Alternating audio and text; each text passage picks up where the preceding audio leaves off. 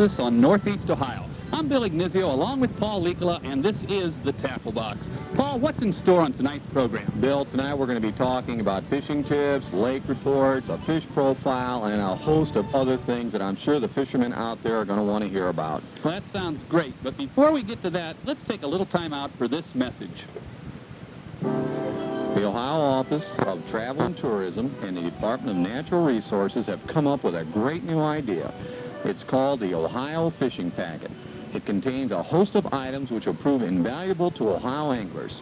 Some items in the packet includes maps, fish identification pamphlets, bait guides, and other important information which will help you in planning a great Ohio fishing trip.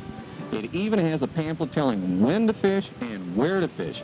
And if that isn't enough, Ohio has set up a toll-free 1-800-Buckeye number to give you up-to-date information on marinas, charter boat schedules, and current reports on when and where the fish are biting. In fact, right now, anglers can get a walleye report on the walleye fishing on the Sandusky and Maumee rivers. Call 1-800-Buckeye, and one of their fishing experts will help you to get to a spot where the big ones are biting. Visit beautiful Ohio for great getaway fishing. After all, Ohio is the heart of it all. Okay, that sounds really great, Paul, and that number is what, 1-800-Buckeye? 1-800-Buckeye, Bill, and that's toll-free. I think even I could remember that. You know, Paul, since this is our first show tonight, let's talk about the reason for having this show and why we call it the Tackle Box.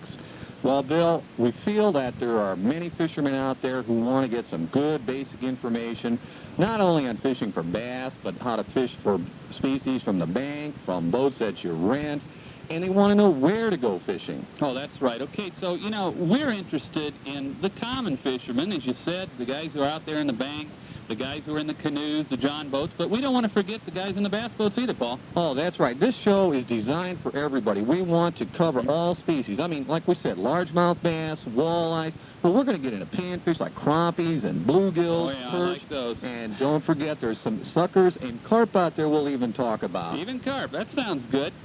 Okay, Paul, let's talk a little bit about some of the lakes right around here in Northeast Ohio. I think one of the ones that I know I like to fish and you fish too is the Portage Lakes chain. Right. This is an Akron area lake, which not only most lakes are one lake. This is a chain of lakes. It offers a series of places for people to go, and each lake has its own personality and, of course, its own specialty. And, of course, I like to fish for panfish anywhere, and I think the Portage Lakes is just about, you know, as good a place as any in Ohio for catching panfish. And we're talking about, you know, bluegill, crappie, pumpkin seeds, and warmouth, and even some red ear out there in Turkeyfoot. Oh, yeah, and don't forget, Miller Lake has some of those. If they're going to be going for crappies in the Portage Lakes, the experienced anglers are fishing submerged brush piles, the evergreens that the ODNR has sunk. In other words, if it has wood, it will tend to attract crappies. And you know, if you want to get on one of the lakes, one of the best places, but either the old state park, I guess it's still open down there, isn't it? Correct. There's been a little talk about that, but as far as we know, you can still launch in there. And the new state park off of Manchester Road gives you access to 4 or 5 different lakes. Yeah, that's what I was saying. You know, if you launch right there, you can get on Turkeyfoot and you can explore some of the bays around there. And also you can move out to Rex Lake, which can be real good. And you've got, what, Mud Lake and also Miller and Cottage Grove, too. Right, and for those persons who want to take their wives and kids along, is there scenery in the fact that there's some beautiful homes that are scattered along the banks of all these lakes. And, of course, you have some areas that are wilderness areas, like if you visited Long Lake. You have some areas that are marshy and offer some scenic wildlife areas. Okay, now Long Lake, which you're talking about, and Paul and I do fish that fairly often, it's not connected, though, to any other lake. That's correct. There is a launch off of Manchester Road again. It's got a small sign down there. And this it doesn't have any sign anymore. Oh, is that down now, Bill? I think it blew down. That is really an updated information. But it also has chain pickerel, which is kind of unusual. In fact, the state record chain pickerel came from this lake. I haven't caught a chain pickerel there in a couple of years, but you're right. Ron Koch did catch, I think, about a 6.5-pound chain pickerel. I believe it might have even been in the 60s, I believe, or earlier, late 60s. And they have done some walleye stocking along. Of course, there's a good largemouth bass population. Oh, yes. And since the lake is not connected, sometimes there is less pressure than, say, at the Turkey Foot. Yeah, I want to make one thing clear, though. If you go to launch at Long, you've got to expect sort of a crude launch ramp. It's possible to get two boats launching at the same time, but it's not necessarily easy. That's right. So, you know, you want to go careful and take your time, but there is parking there for limited numbers of boats. Limited. Again, let's make that clear. But sometimes what I've done is actually gone down, looked at Long, and if it wasn't crowded, I fished it. If it was crowded, I moved on down to Turkey Foot. It's not that far away. If you were going to have somebody fish for largemouth bass on Long Lake, what might you suggest this time of the year? I'll tell you what, Paul, this time of the year, and by the way, if you folks haven't got out there and gone fishing yet, I can't believe it, because the fish are moving and grooving. They're out there, they're biting on anything, live bait, artificial. Now, I don't want to give the idea they're jumping in the boat, but you know those fish are in very shallow water. So my suggestion would be you might try one of the feeder creeks in the Long, like the Snaky River or something like that, but any kind of shallow water cover, brush or sticks or, again, anything like that, because as you know, largemouth bass do relate to cover. Right. Now, there is another reservoir in northeastern Ohio, Pymatuming Reservoir, which is also producing fish in its shallower north end. And like Long Lake, it has walleyes, but it has prodigious numbers of walleyes. Okay, now Pymatuming, for those who don't know, it's about how far away from, let's say, Akron? Okay, I'm going to say 2 hours would get you there. Again, depending on how fast you drive. Sometimes we make it an hour and a half. I don't quite know how come we're so quick to get there, but I think Saturday morning when we go out there, we'll be going pretty quickly. Oh, yeah, we're anxious. But, you know, on Pymatuming, it is a shared waterway, right? I mean, between the Pennsylvania-Ohio border. Right. It's right on the border, and it is one of the larger inland lakes that we have. They have been catching walleyes, again, on the north end in water anywhere from 3 feet to 12 feet. I just got a report where they were throwing rapalas and jigs with twisty tails in 3 to 6 feet of water and doing quite well. And then another person came in, and they were catching walleyes up to 20 inches on gold-colored Hottentots and wiggleworts. These are deep-diving crankbaits, and they were trolling them. They were actually trolling them. Now, is this a stumpy area where they're trolling them? Very stumpy, and you better take more than one lure along, because I'll tell you, there are some lure-eating stumps down there, and they must have a whole warehouse full of stumps clinging, or I'm sorry, lures clinging to them. Oh, yeah, but you know, that's the thing. I think people will go out sometimes with 1 or 2 crankbaits in a tackle box, and this is a mistake. And I know those crankbaits are expensive. You know, some of them are going for $4 and even $5 each, Paul. But the thing is, you've got to be prepared to lose a few. But it's surprising, isn't it, how few you will lose if you retrieve your crankbait when it snags up. Can you tell us a little bit about that? Right. The common mistake that many persons make is they will circle around. In other words, they will make a big loop back to where the lure is snagged, and they are in effect log, and it makes it next to impossible to get it loose. If it's possible, back straight to your lure, back over the snagged stump where you're at, and then when you're past the lure that's snagged, pull on it, it should pull loose. Also, that front treble, you could even take a pair of needle-nose pliers and kind of bend it back or snip it off, right? Right. On some of the crankbaits, they have split rings, which makes it very easy to remove that front treble. And we have not missed that many fish on that. Right. I don't think that hurts at all. I even know some fishermen will take the treble hooks off and replace it with a single hook. Have you ever done that? No, I've not done it because I've had good enough luck at retrieving by backing straight over it. Now, Bill, there's a lake that I know that you fish a lot. In fact, you've been out there several times this year, and it's starting to produce pretty good. It's producing real well, Paul. And that's Mogador Reservoir. I knew what you were talking about. That, in fact, I've not only caught fish from the boat out there at Mogador. We have a boat staked, and I also have a yearly permit to launch a boat. I've walked the shore and caught fish there, too. We've caught some bluegill. The sunfish are in shallow, and I mean in shallow, Paul. How shallow is shallow, Bill? We're talking, in fact, Paul and I were out last weekend, and we're talking, those fish were in, I would say, some cases, 4 or 5 inches of water. Wouldn't you say that's right? When we would cast our bobbers into the area where the panfish were, they sometimes would explode because the bobber hitting the water actually spooked them. I would say in some cases maybe there were 3 or 4 dozen fish in one shallow bay, and that's a lot of fish concentrated in one area. Right, it was great. We were fishing like crazy, and both of us came out of there with a really nice fish fry for each of our families. Now I guess you might call this a pre-spawn type of situation. The fish are moving in, and I think also the fish are as confused as we are about the weather, although it's working out well in this case. It's warm, it's June-like weather here in late April, and those fish are moving in almost as though in preparation for spawning, although they shouldn't spawn until late May. Right. Now, Bill, I'm sure some people out there want to know what we were using to catch these bluegills on. Well, we were using two different baits. We usually always use two different baits. I was using maggots, which I swear by, and when you put them in the refrigerator, some people will swear at them. That's right. But maggots are a good bait. You don't want to, some people don't like to touch them, but if you can get over that, you're going to catch a lot of fish with maggots. And I know you don't like maggots as well, although you use them. Correct. I like waxworms because I feel they're plumper and more juicy for the bluegills. I like to give my bluegills the finest bait available. Well, maggots are great, too. Come on. I admit it. I do use some of his, and Bill will use mine when he's out of maggots, and they do catch fish. And let's not forget the bass, because bass are moving in. Now, I'm not going to tell you I caught any lunkers just walking the shoreline, but I did catch about 3 small largemouth bass, all of which I released. And let's just say something real quickly about that. I'd say if the largemouth bass is under 12 inches, that we don't have any laws on this in Ohio, or any regulations, but if the largemouth bass is under 12 inches, I think it's a good idea to put it back in. That's right. And another thing is, well, a common mistake that some people will make is they'll go to Mogador and they'll anchor down, or they'll fish in one spot, put their lawn chair down, and if they don't catch any fish, they'll say, oh, they're not biting.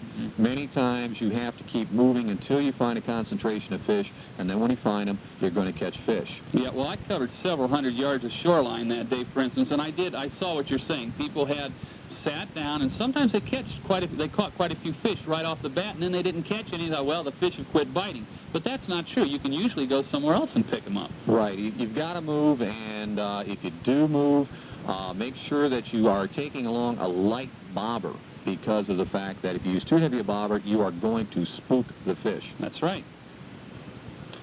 And we're going to do a fish profile in here in a minute, but first, this message. Why not let Kane's Sports Center be your fishing headquarters? Browse through our huge inventory of lures, rods, reels, tackle boxes, depth finders, boats, motors, and accessories. From spinnerbaits to crankbaits, from spin cast reels to fly reels, from tackle boxes to bait boxes, Kane's has it all. Looking for a deep diving wigglewort or a Johnson silver minnow spoon? How about a Daiwa bait casting reel or a top quality spinning rod? What about live bait? Well, Kane's has everything you need. Lures in hundreds of different styles and colors. Also, rods and reels for the beginner or seasoned pro are all at Kane's. We invite you to drive on over to 8516 Cleveland Avenue Northwest in North Canton and check us out. Make Kane's your one-stop fishing headquarters, and you won't need to look all over the state for those hard-to-find items. If you have questions concerning the selection of the best equipment to complement your particular fishing needs, ask, and a member of Kane's sales force will be happy to help. That's Kane's. We have everything you need for a successful fishing trip. Bill, you know, that's quite a place to visit. I'll tell you, since they've expanded, I mean, you can spend a couple hours just browsing and just oohing and awing over all the things that are available. Yeah, and I was just talking to Lloyd over there at Kane's, Paul, and as you know, they have a lot of live bait. He told me they have leeches even. Oh, I know you didn't know that. I didn't know that. I hope my wife didn't hear that, because she's going to be checking her refrigerator to see if I'm storing Along them in with there. the maggots and waxworms, we're going to have little leeches swimming around in there. I know. Our wives just love us when we come up with these new baits, because they find their way into the refrigerator. The leeches are a good walleye bait. Of course, in Minnesota, they're very big. That's right. I still like the Nightcrawler, because I think the Nightcrawler really can do well for you. And one of the tips that I have for the listeners out there is, and I call it a hot tip for cool worms. In other words, most people will take those worms and they'll take them from the bait store, put them in the bottom of the boat, let the sun bake them, and believe it or not, folks, walleyes don't like baked night crawlers. They like them wiggly, they like them cool, and they like them juicy. And that means put them in the refrigerator. Now, you might have to disguise them so your family members don't know they're night crawlers. Sneak them out when they don't see them. Put them in a styrofoam bucket. I like to put ice in there with them. Now, I usually keep the ice in a jar so that excess moisture doesn't get on them. I put a lid on a styrofoam bucket so that they do not get sun directly on them, because when I put a night crawler down, it's the juiciest, coolest bait around, and it makes for a hot walleye action. So now, along with our maggots, and we've got worms in there too, right, and leeches. That's great. That's just great. I don't know why people don't come over to our house for dinner. It just kind of, baffles me. I wanted to ask you one thing, too. What about the waxworms? We're talking about maybe putting the earthworms or night crawlers in and the maggots. What about waxworms? Waxworms is one of the natural baits that is better left outside of cool temperatures. I like to keep them in a dark container. In fact, I'll take a jar, paint the exterior of it black, put them inside, put a couple holes in the lid, and I'll buy 300 waxworms at a time so that I'll have bait for 3 to 4 months. They'll stay for a long time in moderately cool temperatures, 50 to 60 degrees. So light is the key with waxworms, and keeping it cool would be the key. Right. With maggots. Waxworm is the larva of a moth, and of course, as you know, moths like dark areas. Well, I know it now. Okay. Paul, let's get that fish profile you were talking about earlier. And the fish I'm going to talk about is an exciting one that people just love. Rainbow trout, Bill. No, not a rainbow trout. Muskellunge. No, not a muskie. It's really exciting, though. Go ahead, tell me. You got me baffled. Okay, it's the sucker. Oh, jeez. Yes, sir, and I know what you're thinking, and a lot of people feel that way. The sucker is an exciting early season fish to catch because the sucker run begins early. In fact, even in late March and early April, suckers will begin their run up the streams to their spawning grounds. Now, I did find a few little creeks, off-colored creeks. In other words, they had stained or dirty water, and you always fish your sucker baits off the bottom. And, Paul, what's your favorite rig for that?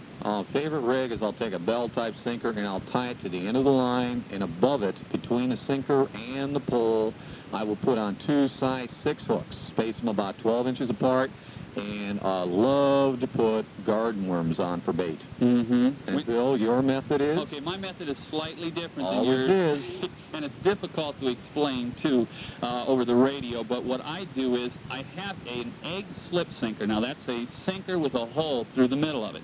And it can run freely up and down the line. Then at the end of that, we tie a snap going any further. Then I put about, a 2-foot or 1-foot leader section of line and a hook on the bottom, and then I have a worm also. Bill, do you take these suckers home to eat?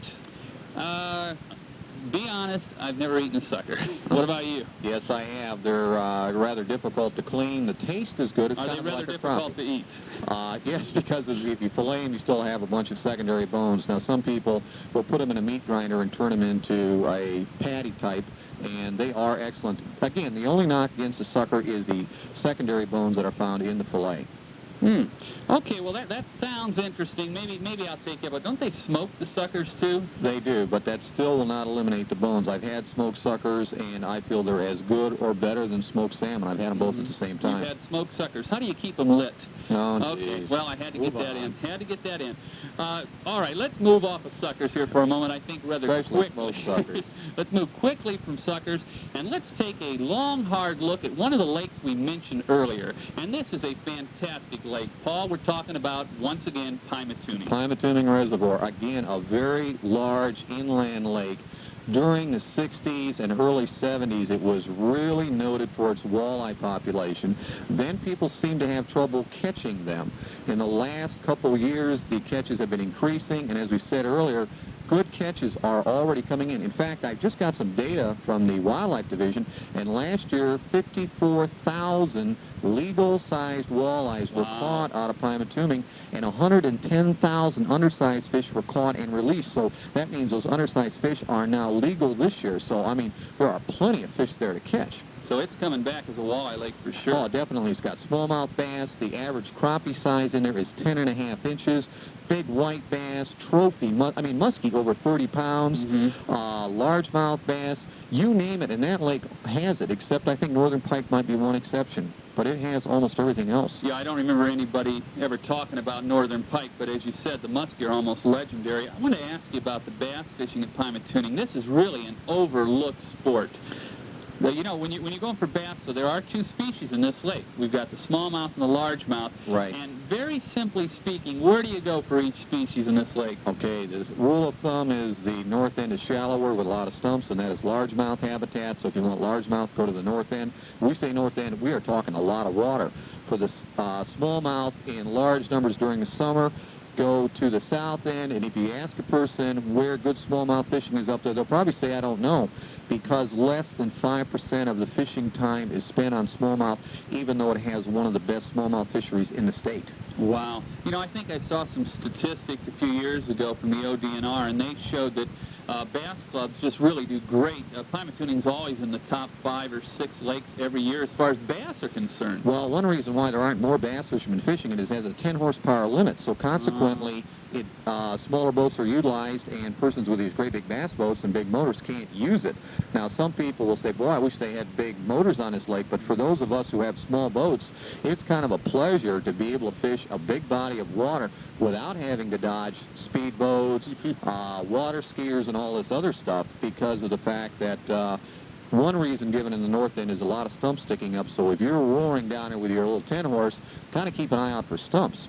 Now, on Pymatuning, there are some places where if you don't have a boat, you could rent one. There are boat rentals. You can rent pontoon boats. In fact, I even see sailboats there now. As far as renting them, I don't think you can rent them, but people who have sailboats do utilize the lake. And if you go there, don't overlook that carp. Have you ever seen that carp area by Linesville? I have heard of that area. I've got to admit, I've never seen it, but I've heard that the carp are so thick that ducks walk on the backs of the carp. It's unbelievable. You'll go up there, throw a piece of bread in there, and the place explodes with carp. They'll even try to climb the causeway wall to get a misthrown piece of bread. In fact, the first time I went there, I stood back after throwing the first piece of bread in because I was fearful that if I fell in, I was going to be gummed to death. It was awesome. Now, those carp are something. They are fun to hear what anybody says. Right. When you go to Pymatuning, don't forget there are campgrounds by the Big Island on the Ohio side. There are some smaller restaurants.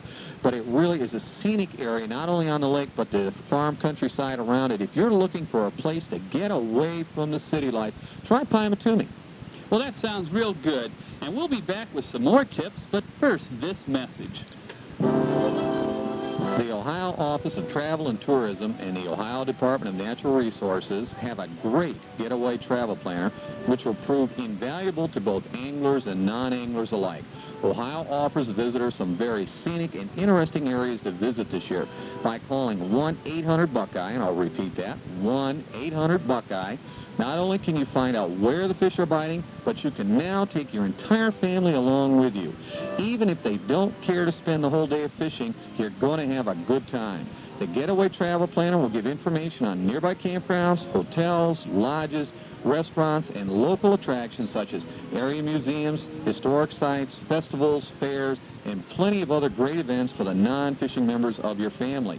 There is something of interest in Ohio for everyone. This year, whether you are looking for a great one-day trip, a weekend getaway, or even a whole week of fishing, camping, or sightseeing, get up-to-date information by calling 1-800-BUCKEYE. Visit Ohio, the heart of it all. Well, that sounds great, and I think I finally got the number memorized, Paul, 1-800-BUCKEYE. I'm going to remember it. And you know, you said something I think there that's really true.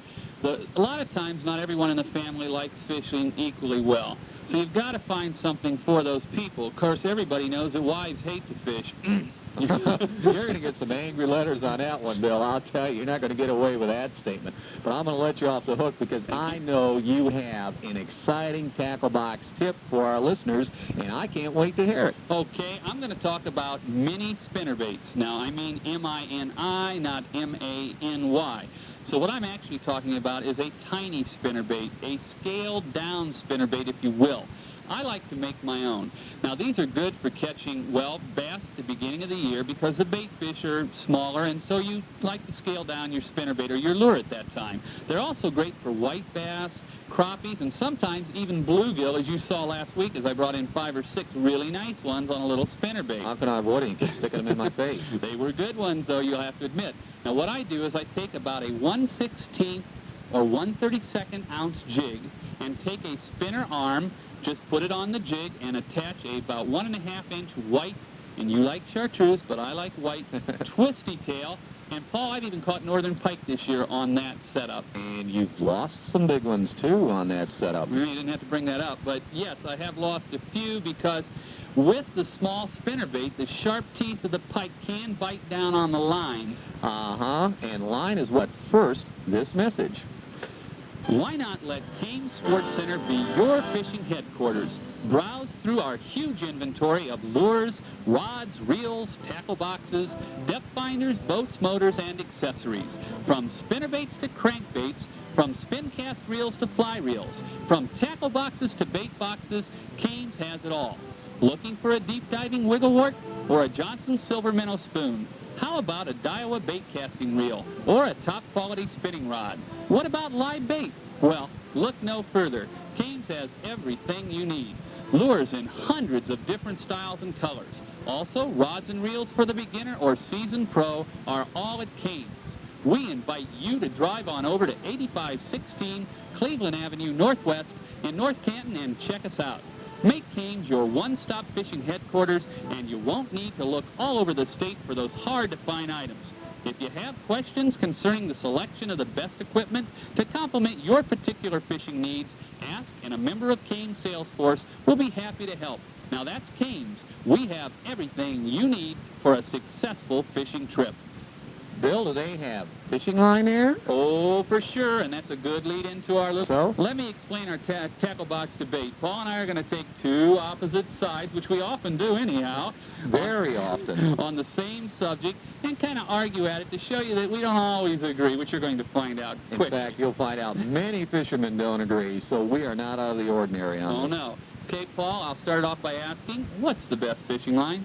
The best fishing line from the research available this year is line that is not fluorescent and it's green in color. Green. Green. And I suppose you also like that yellow glowy line, too. No, I don't. No. I do not like line that is fluorescent or has any other color but green because it's... You don't like that pink line either. No, Bill. I don't like the brown or any of the other. I like the green line Green because line. studies have shown that the green line is less visible to the fish. Now, I know you're going to say that clear line is the best. How did you know? Because I have it on all my reels? Because you have it on all your reels and you always make fun of my green line. That's right. Okay, but I'll tell you right now, it seems to me if you're trying to fool fish, which we're trying to do, right? Right. Okay, we've got a lure, we've got a line tied behind the lure, we don't want the fish to see the line. What could be more invisible than clear monofilament line? Clear monofilament line is great as long as it doesn't pick up any oil or debris or get some nicks on it,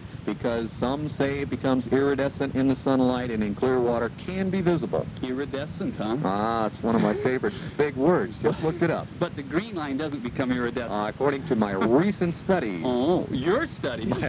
You were under in a scuba... You many times Okay. think I'm underwater, I know. Okay, well, I don't know, Paul, if we've really solved this or not, but you're saying the green line is tops, and I'm saying the clear line is tops, but can we at least agree on saying maybe that the fluorescent blue or fluorescent yellow, forget?